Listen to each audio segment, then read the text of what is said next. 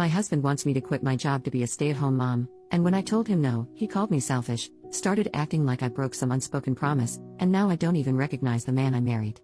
I, 30F, love my husband, 30M, and he's an amazing man, but we have flaws like everyone else.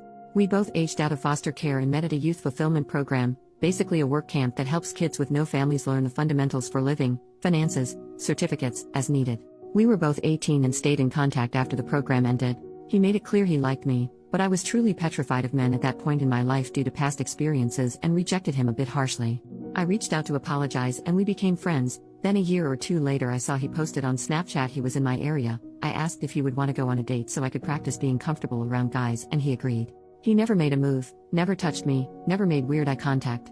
If I said no he didn't ask a second time, not even as a suggestion. We went on these platonic dates for months with nothing happening, and one day I asked for a hug and then asked for a kiss and he asked me to be his girlfriend. We got married a year after and our 7-year anniversary is around the corner. We agreed we would not even think about having kids until we were older since both of us were the product of young parents. We've really just only focused on getting by on using as little money as possible and saving up every dime to buy a house. Thankfully, we got our house a few months ago and we were both able to quit our second jobs and for the first time only work regular 9-to-5s. Yay! I've discovered I really like gardening and baking and I love having a real home. We have been discussing adding to our family by having a baby and I feel very ready to be a mom. Scared still, yes, but ready. But my husband brought up how sad I would be if I had to quit since I've worked so hard. I told him I had zero plans to quit, I would only take maternity leave. Plus my company allows maternal and paternal remote options for 1 year after birth, so I can just work from home if needed. I know it's a lot to do with a newborn but giving up the security of my paycheck is simply not an option.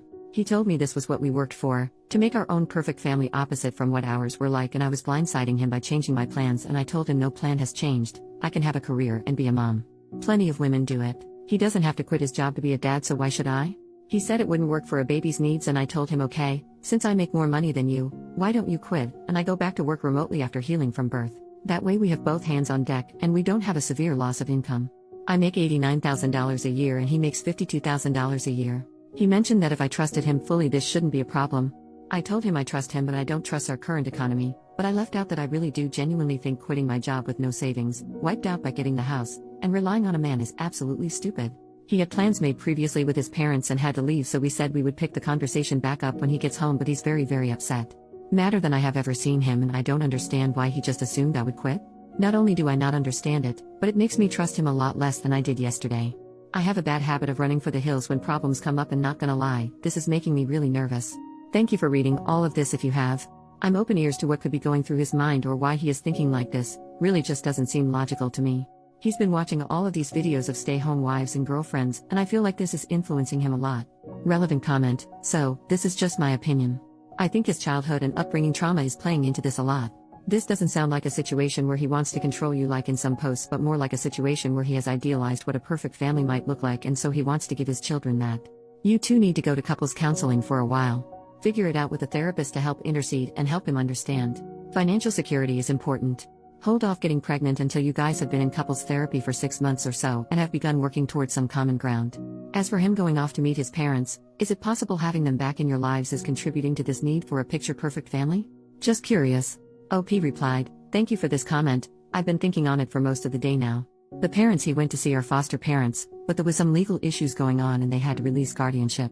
He lived with them from 10 years old to 15 years old until ending up back at a group home and aging out but they always stayed in contact and he considers them as parents. But they never lost contact so I'm not sure if that would be it, but he didn't start seeing them in person again until 2 to 3 years ago. I've never thought he was controlling, but we have talked in the past about this type of thing and I have always told him I would never want to be a stay-at-home mom. Maybe, at most, until they're in elementary if he was making a lot more money but we're not at the income level or networking level where I can get away with having 5-year gaps in my employment. Neither of us has attempted therapy again, and most of our experiences were less than pleasant with child services counselors so I'll see if he's open to the idea. Update, 3.5 months later, it's been a few days since he came home and told me he met a girl at work and she's a better woman than me, and that she has a son already, and will be a stay-at-home wife or girlfriend or whatever the hell. He gets his happy ending I guess. He texted me right before I got off work and asked me to pick up food from one of our usual date night spots. I got home and noticed his car had boxes in it and a woman I didn't know. I tried opening the door but it was locked and she just looked at me. What little was left of our savings, he took. And both of our cats. I didn't see this coming at all. I haven't told any of my friends yet. His adoptive parents have been dropping me off food that I can't even force myself to eat. I haven't cried yet. I'm kind of still in shock. I wish I had a family to run to. But for now, the internet has to do. I haven't answered any of his calls or texts. He keeps trying to check in, ask if I'm okay. How the heck would I be okay? I never thought he would cheat. I asked him to promise if there was ever someone else he would just tell me as soon as he knew, but they've been together at least 6 months. So while he was calling me selfish for not wanting to put in my 2 weeks and be a stay-at-home wife, he was dating her the entire time. Planning a future with her the entire time. I feel stupid. I should have taken everyone's advice more literally. When I asked him to go to therapy, he wouldn't. His parents think he's having some type of mental break. I should have stayed afraid of him and avoided him. I should have chosen a better outcome for myself. I just feel like the same girl that no one wants to love anymore all over again. I know what he did isn't my fault. I know I could never stop him, and really, do I want a man who doesn't want me? Never. But that just doesn't stop it from hurting. New update, 10 days later. Really want to say thank you from the bottom of my heart to all of the people who reached out to me with well wishes. Especially other spouses who experienced similar. It helps so much more than you could ever know. There has been a few things that have happened, and honestly I'm exhausted in every way possible, so the input from folks has really been useful in organizing my thoughts and keeping an open mind. I couldn't help it, but for days I compared us and wondered what the heck he could have been thinking, until I realized she's a carbon copy of his biological mother, or at least the stories he heard about her since she died when he was 5. I hate that I feel bad for him still, even after what he's done, but we offered him support for his thoughts. We urged him to go to therapy. I even offered to pay for it myself, and he was too prideful. I lost both of my parents too, at an older age with even more core memories with them, so it wasn't a boat he was in alone. But he chose to act like it was and wallow in self-pity. He called me on our 7-year wedding anniversary, minutes after midnight, whispering apologies and saying he feels so guilty. I asked for what, and he just said, well, you know what we're going through. I told him, no, it's what you're doing. We are going through nothing. I was abandoned by my husband, exposed to God knows what while you were screwing her and coming back home to me. We were still being intimate like every single day, so I made sure he knew just how disgusting I thought he was. Then he got pissed and told me he only started cheating because I couldn't follow his lead. Sir, look where you led yourself. Our entire marriage I pushed him career-wise. Hell, the job he is right now I applied to on his behalf. Meanwhile I'm pretty sure he doesn't, or didn't even know what my full job title is. I pushed him to reach out to the adoptive parents when he started getting family obsessed, but neither of us were ready for a kid. He went on about how I broke my promise first when I decided I didn't want to be a real mom by not quitting. That I was turning his adoptive parents against him because they are refusing to meet his new girlfriend. He blamed me again and then had the nerve to say that this could all be put on pause if I can learn how to make decisions that benefit a family and not myself. I asked point blank if he was insinuating that we could get back together if I quit my job. He told me, yes, I will always love you, but you make things more difficult than needed. I hung up and blocked him on everything. Spent the rest of the night hugging wine in the bathtub and wondering what the hell kind of person I had been sharing my heart with. The next day he went public with their relationship, posting a photo to Instagram, and most of our mutual friends reached out, with my closest friends commenting not so kind things on the photo. As it turns out, he and his new girlfriend have been together for 7, almost 8 months. She is 20, her son is around 2. I reached out to her ex, the father of her son, who she had left to be with my ex-husband. She moved out in the middle of the day and took their kids, so he was just as blindsided, if not more, than I was. We met up and went for a walk, stopped by a bar.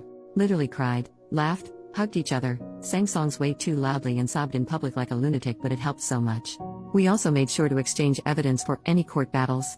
I'm a little iffy towards him for now, considering that they had quite the age gap. She was 17 when they met and he was 26. He said she lied about her age and they met at a college party, and then next thing he knew she was pregnant. He gave her money for an abortion, but she came back with baby clothes instead, so he tried to do the right thing and moved her in with him. Also, she's not actually allergic to cats. She just hates them. She also was very aware he was married and has been to the house multiple times. He admitted he had cheated on her before their son had been born, while she was pregnant, but that she didn't tell him she knew until after she had moved out with their son. He said he was still texting her every day, not just about their son, but also about possibly working things out. He wants her back, but she seems to be head over heels for my husband, just like I was. I told him good luck, but yeah, not the direction I'm going in at all. This time he made his bed and he will lay in it for good. Our chances of reconciliation are 0. I have never accepted someone back into my life after a betrayal, and it won't start now. At first I wanted to make sure the divorce was going to be short and as simple as possible, even if it meant giving up some things, but after that conversation, I have decided I'm fighting tooth and nail for everything I can possibly get. I live in a no-fault divorce state, but my state does have special laws for adultery, can still sue for it here, and the divorce attorney I've consulted said it looks pretty good that I won't have to pay him alimony. He also told me to look into every single banking transaction in my accounts, as he did not think they got an apartment on his income without some extra cushion, aka my money, and he was right. Last year my ex-husband told me he got really into stock trading and if he could invest some of my money as well. Guess who was never doing any stock trading, and the screenshots he showed me were all fake or pulled from somewhere else, and he had been sending that money to his girlfriend or saving it for their new place. I've been pretty enraged since finding that out. He asked his adoptive parents to ask me to allow him visitation rights to see the cats, after he had to give them back once he realized his new girlfriend is allergic to them. I relayed that he needs to first run me my money, and then take it up with the judge. I didn't think visitation was a real thing for pets, but according to my lawyer it very much is. I officially filed for divorce yesterday, and he emailed me quite the colorful email about how selfish and bitter I am for not putting my pride aside and being so fast to file for divorce, and refusing to let him stop by the house to see the cats that now he's accusing me of cheating. I read somewhere that you never really know someone until you're divorcing them, and I can truly confirm that is true. I felt like you guys deserved some sort of update considering how much support I was given. I can't share more details for now, but really thank you all again. Third update, 2 months later, I was stupid and got married at 23. We met in a foster youth program. Long story short, I didn't want to be a stay-at-home mom since I was the breadwinner. He found someone younger and dumber who would. I wish Reddit let you freaking change usernames, but here we are. I had to pick up another job to make sure I'd be able to afford the house on my own, but when my regional lead for my main job heard about it, they gave me a promotion that actually cut down my work time and gives me more money. I still kept the second job. It keeps my mind busy. Most of my work days were spent in collars and heels, but the side job is a overpriced membership only gym that I definitely can't afford without my employee discount lol. I've had a few guys approach since I filed the divorce paperwork, but I just wasn't feeling up to it. And even though I stopped wearing my ring the day he moved out, I still felt guilty. Like I was betraying him. He was the only man I've ever been with, so spending a decade learning everything about one person, and now having to switch gears is really damn hard. But, one of the guys I see often at the gym asked if I'd be his date to a seminar he's sponsoring. I said no at first, and he accepted the no very gracefully. I saw him a few days later, sparked up some conversation, and asked if maybe we could try a lunch date, just us, first. I was fully prepared for him to tell me nope, you're too late, but he instead canceled the plans he had already made. We met up a few hours later, and honestly my face hurt from laughing and smiling so much. He's a pretty charming man and has a lot of random knowledge about safari animals that gives me the same comfort that watching animal documentaries does. He asked me out for a dinner date the next day, and when he let me know he was in my neighborhood earlier that day, I asked if he wanted to stop by and grab a breakfast sandwich before I left for work. I have a 9-year-old cat who hates like 99% of people, but she loved him and even let him touch her belly. He dropped me off lunch at work and we met up for dinner, and ever since we've been texting almost nonstop. I've never felt this comfortable with someone so fast in my life. It's scary, but I've already told him that we're separated. I haven't told him the nitty-gritty details, just that it didn't work out and we outgrew each other. But the seminar was this past weekend and I went as his date. It was a great night. I tried champagne for the first time, had the best conversations with some of his associates, and did a little professional networking too. The tomboy teenage girl I used to be would never believe this lol, but more than anything I'm grateful for the support of my friends, who got me through the tough nights so I could make it to the good ones. Only up from here, I guess?